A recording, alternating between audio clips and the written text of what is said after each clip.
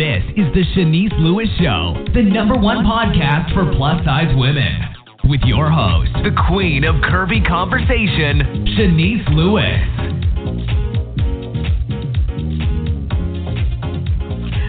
Welcome to the show. I'm your host, Shanice Lewis. Today is Monday, December 21st, 2020. Make sure you're following the show's social media pages on Facebook at The Shanice Lewis Show and on Instagram and Twitter at Shanice Show. And make sure you subscribe on Apple Podcasts, Google Podcasts, Spotify, and now on Amazon Music. Subscribe on your favorite podcasting app and never miss a show. Today we have a very special guest. Mallory B. Richardson is a Native American influencer and a member of the Haliwa-Saponi Tribe. She is the CEO of the Platform Experience, a North Carolina-based fashion house that provides multiple services, including wardrobe styling and model coaching. She is the creator and producer of North Carolina's Plus Fashion Week entitled Crusade of Curves. Mallory is also the founder of Beaucoup, Raleigh's premier plus-size nonprofit support network for career development, wellness, and service. She is adding another notch to her belt, fashion designer, and recently launched the Nova Grace collection, a duster collection infused with her indigenous culture and the designs and color stories for everyone to enjoy. So we're so excited to hear about all she has going on. Let's welcome Mallory to the show. Hi. Hi. Good morning, Shanice. Thanks so much for having me. Well, thank you for taking the time out this morning. I know you have a very busy schedule, so thank you for being with us. And you have a lot going on. You keep launching new things. You are the queen of launches. Giggle. Oh, my goodness. So, go ahead. So first, I want to start about, this is 2020. It was a very strange and rough year for all of us. How did the COVID-19 pandemic affect your business this year? So for me, Shanice, multiple effects to business. So let's start out. We will tell the people that I also am in retail management as my day-to-day job role outside of influencing and building my own businesses. So in that respect, never experienced a shutdown and a closing of my retail space that I've served over 10 years at this point. So that was new, to not physically be at work, still being supported by my company, but it gave me time to reassess and realign what in business, what in family, what spiritually all mattered to me, and to take a second and third look at all the things that I was invested in and really decide, are these things fruitful not only from a monetary space, but from holistic viewpoint? Like, am I being fulfilled by what I'm producing and putting into the universe? So for me, it challenged me in a new space to find new and more innovative ways to effectively still serve my community, still earn additional income, and make sure that I was being made whole by the things and the energy that I was putting into the projects and the development of my brands. This year was wild in the sense that I published my first book. I self-published at first as an ebook, and I had the time due to COVID with the doors of my retail location being closed. I was called on in a new light to be a full-time aunt, as my middle sister is a working traveling nurse. So I took time to go back to my hometown, serve in a different space as a full-time auntie. For weeks on end, I was there with her while daycares were closed. And at the same time, I cleaned up business and really put my time and energy into a project I started late 2019 in my book.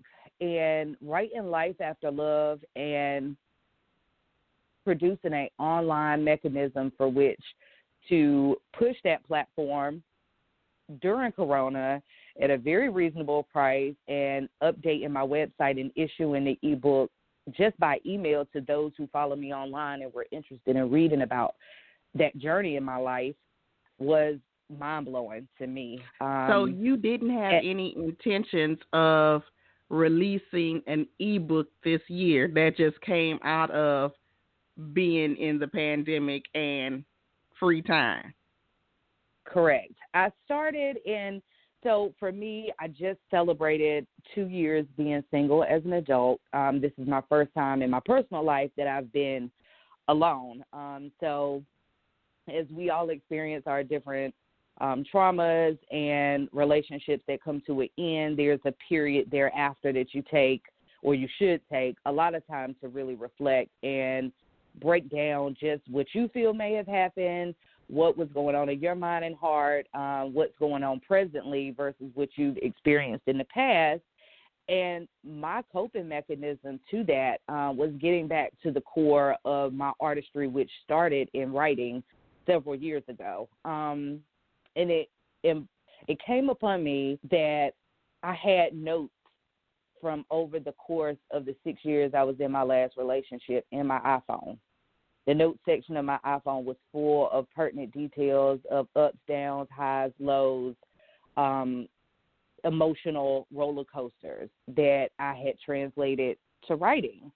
So I was talking to a friend and I said, I think that I have a really good foundation that I never intended to turn into a book from my memoirs and experiences over the last several years. And it wasn't just that relationship, but even the one that preceded it, as well as some communicative issues I've had with people throughout my time building in the industry, relationships with family members. So this was really a culmination of just relationship development and growth, and places that I saw were areas for opportunity I decided to write about in my phone.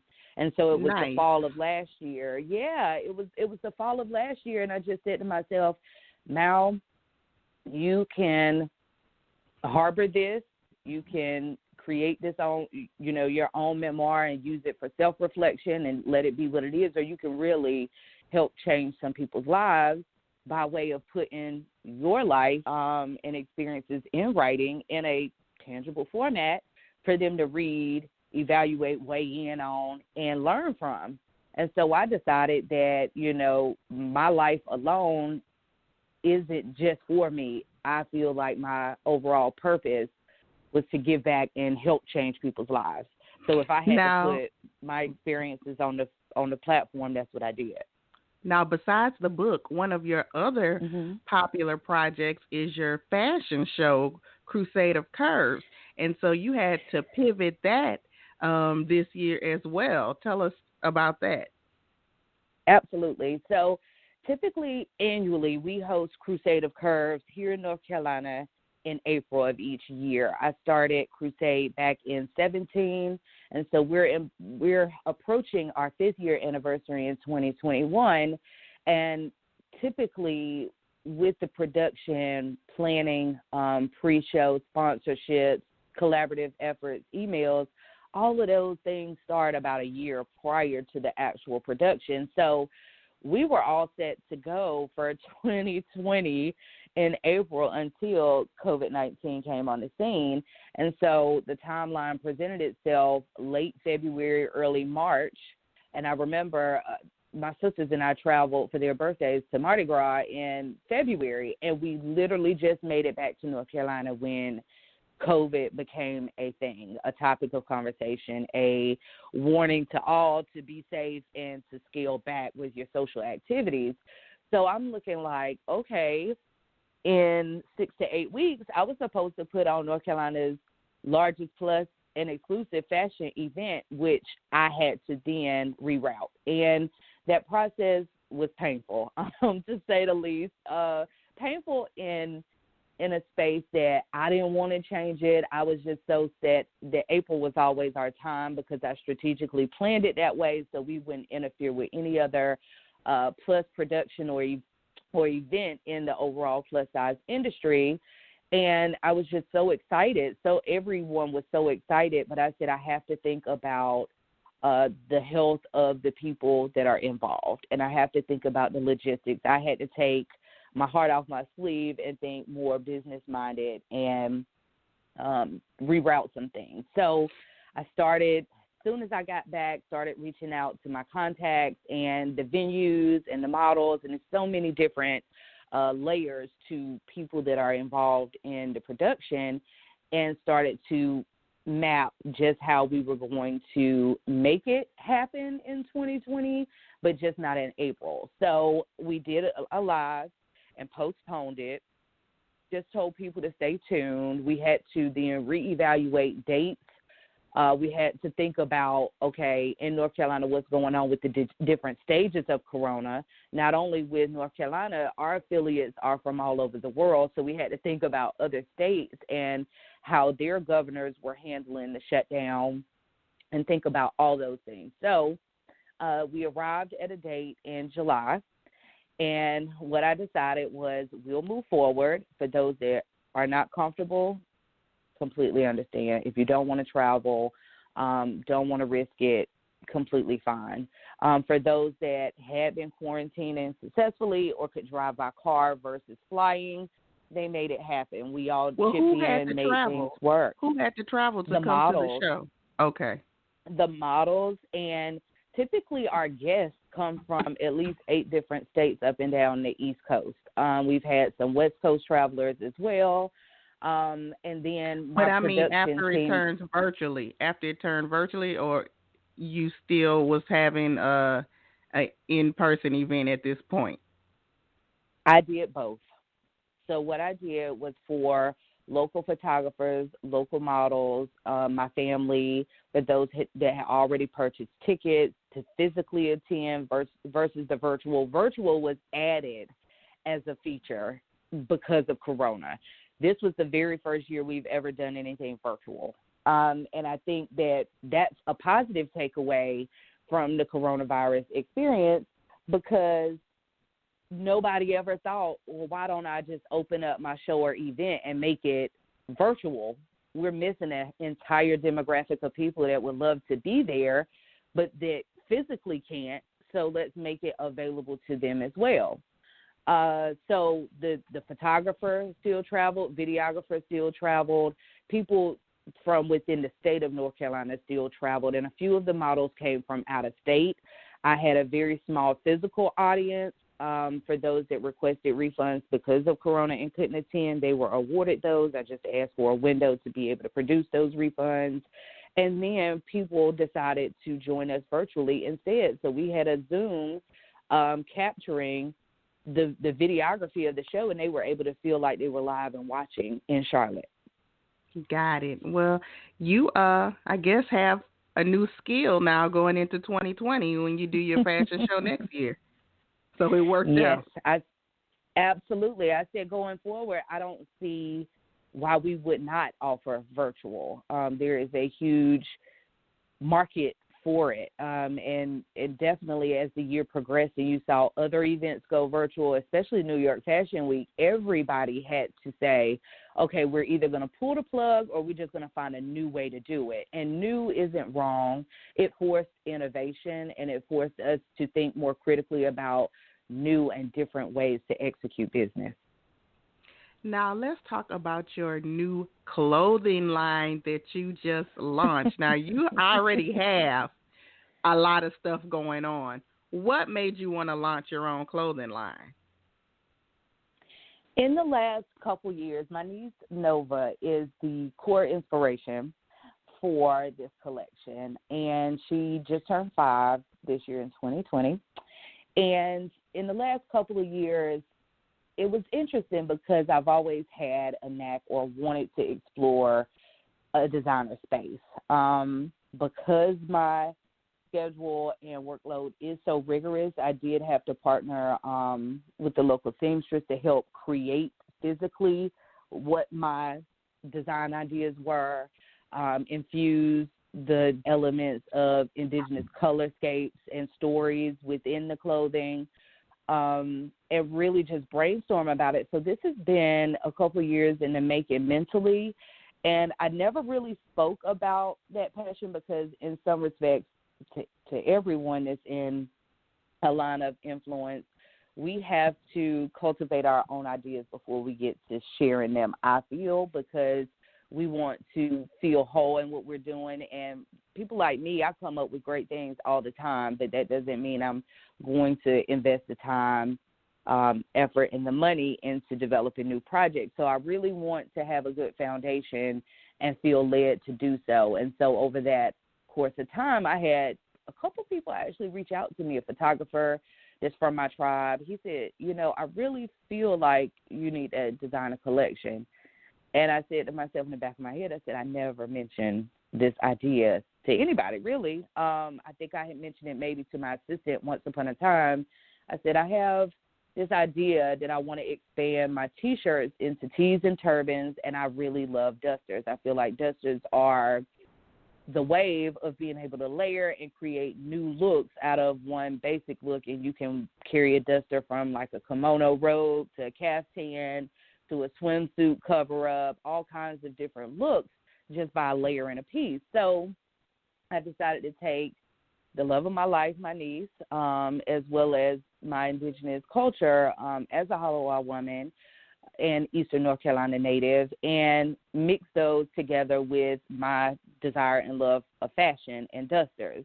So after really giving that a lot of thought, I started to go and have conversations with people that I knew worked in the design industry. I talked to designers, seamstresses, people from fabric companies, listened to people and what they liked and didn't like about the clothes that they were receiving or buying. Especially during Corona, it was interesting to just have conversations and they not really know that that was my perspective. But when I was listening to people and their feedback, they felt like, oh, I'm only getting one wear out of something.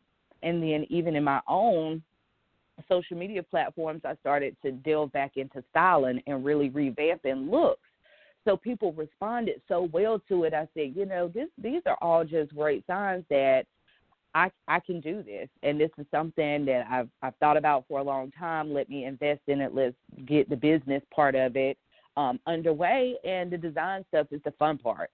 So it's been a few months in the making of a collection. I wanted to release it during Native American Heritage Month, which is each year in November. And I got really discouraged because just so many things had been happening in the last 60 to 90 days. I got promoted again, had to rework some plans for upcoming 2021. And then I just felt like, now, are you too stretched?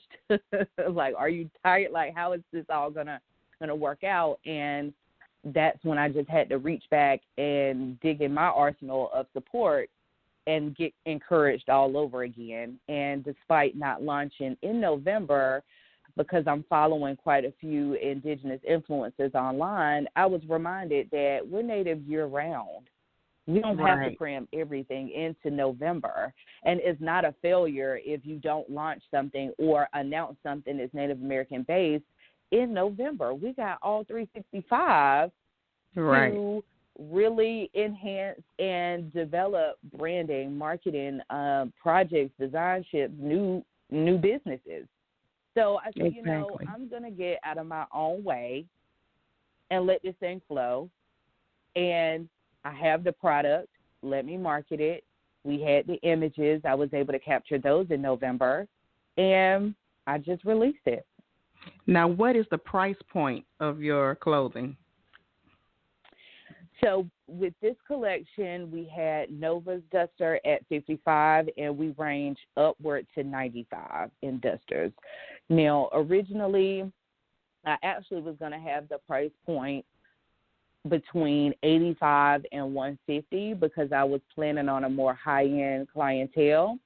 However, Corona also had its effects on my outlook of the brand and really making it slightly more affordable and inclusive for budget purposes for the people that really want to invest and have a piece of this collection. So in the future, potentially some different grades of fabrics, more intricate designs, maybe on the luxe end of our brand, but we will always offer something between the 55 to 85 on average range for dusters. In comparison to some other indie designers I've seen are between 150 and 300 for a caftan or duster. And where can this collection be purchased? Collection can be purchased at www.malloryb.com. It has its own title, the Nova Grace Collection, as a drop-down menu option on my website. At some point, it will probably be relocated to the Platform Experience, which is the fashion house umbrella it resides up under. However, in the interim, I left it under MalloryB.com. You can purchase there. We also accept emails at BookMalloryB and DMs. We will be responding to those also. To be able to process orders, we will navigate you to the site. Our customer service team will navigate you to the site so that you're seeing pictures. We're answering all the questions that you may have about measurement, sizing, and things like that. And what's the size range? To the website. The size range goes from small up to 3X. We actually produce two different sizes because our dusters are a semi-one-size-fits-all. So the average range between those two sizes is either a 1 or a 2. But we cater to sizes small up to 3X. So you launched the ebook this year. You launched the clothing line this year. And then you just had one more announcement that you are going to have a weekly radio segment called Moments with Mal. Now tell me about that. Moments with Mal has been a part of the Platform Experience brand for about 3 years.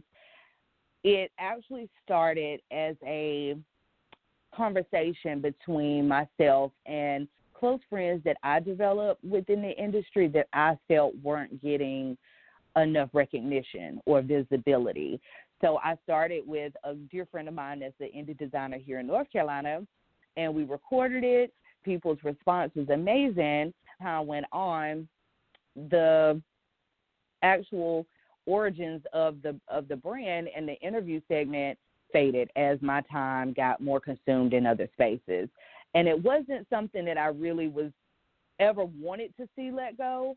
It was just a resurgence to say, okay, Moments with Mal is a thing, and I should completely make it a reoccurring one. So recently, I was referred to WDRB and afforded the opportunity to come in and interview with producers and be awarded my own segment that airs every Friday at 9:15 a.m. And I'm in the works of getting my content and interviews together for that segment, and I decided to name it Moments with Mal, and we will discuss all things fashion and beauty inclusion. So that's the realm of Moments with Mal. The origins are still the very same. I just have a larger platform for which to discuss all things fashion and beauty inclusion with my supporters. Now, for those of us that don't live in North Carolina, can we listen to your segment online? Oh, absolutely. Absolutely, Shanice. There are plenty of ways you can download apps, and it's available, and it's going to be available on YouTube as well through WDRB's media outsource. You can follow WDRB on Instagram as well with all the handles for which you can sign in, download apps, and tune into us. I would love to have you and your guests tune in to my radio show every Friday at 9:15. This is a new way for me. And it's interesting, as we started this conversation talking about my ebook, this is just a quick point that everything that may not turn out the way we expect it to or want it to doesn't mean that it doesn't have an importance or value, because my ex-partner was actually in the music and media space, and after us being together for a while, he said to me, he said, Mal, you need to be on the radio. You got a radio voice. And I said, what? Like, I never quite thought about it. And here we are years later. He and I are still cordial. And I'm now getting the opportunity for a radio segment for 15 minutes, and my mind is just blown. I'm like, what else phenomenal can happen to me in 2020, despite all the things that have been so traumatic and hurtful throughout the year. It's like, it's unreal, Shanice, sincerely. Now, briefly, tell me, who are you looking to collaborate with in 2021? Good question. Really good question. So I plan, based on my prior conversation, for us to continue in some collaborative efforts. I do want to reach back out to some of my other plus-size fashion event producers. Myself and Marie Danae have a really great relationship. I would like to see us partner in some ways in 2021. Fellow indie designers, Ashante Hubbard, owner of Christian Omishan, and myself are really great friends, so I would like to see us in some space for 21. Looking forward to developing further relationships within my modeling space, as I'm currently signed to Intro, which is an agency right here in North Carolina. So wanting to further develop that relationship, coaching, guidance, development. And so those are a few off the top of my head that I'm planning to work with, as well as a slew of fellow models and influencers that we've been just kind of uplifting each other back and forth in social media space. But once things kind of clear up some and it's a good atmosphere for travel, definitely some more collaborative shoots and campaigns with brands. We're excited. Now, before you go, tell us your official websites and social media pages. Absolutely. My personal modeling page, and where you can find my portfolio and body of work, is www.malloryb.com. You can also follow me on Instagram, Facebook, Twitter, all at Mal the Model, MAL the Model. If you want to follow our business pages, they are at the platform EXP on Instagram and Experience on Facebook. And our website for Crusade of Curves is www.thecrusadeofcurves.com. You also can follow us on social media handles at Crusade of Curves. Well, thank you so much for being on the show today. Continued success with your multiple projects. I am so proud of you and everything you've accomplished, and we definitely will be collaborating in 2021 for sure. So much, Shanice, for the opportunity and for all the amazing work you're doing 20-plus years in. It really is inspiring to have legacies like you in the making for us aspiring to look up to and be great examples for. So definitely continue your strides as well, and I look forward to seeing you in 2021 and all of our collaborative efforts. Well, all right, ma'am. Enjoy the rest of your day, and we'll be in touch. You do the same. Take care. All right. Bye-bye. Bye-bye. And thank you to my fabulous guest, Mallory B. Richardson. Thank you for tuning in to the show. I've been your host, Shanice Lewis. Until next time, keep thriving in your curves and be blessed. You've been listening to The Shanice Lewis Show. For more info about the show, visit ShaniceLewisShow.com.